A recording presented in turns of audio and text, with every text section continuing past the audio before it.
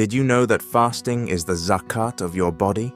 Yes, just like we give charity to purify our wealth, fasting purifies us, our body and soul.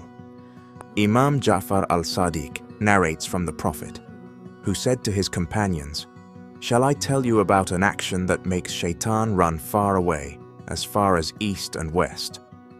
Then the Prophet said, "Fasting darkens shaitan's face, charity breaks his back, love of Allah and good deeds cut off his roots, and istighfar, seeking forgiveness, cuts his lifeline." And then the Prophet said, "Everything has a zakat, and the zakat of the body is fasting.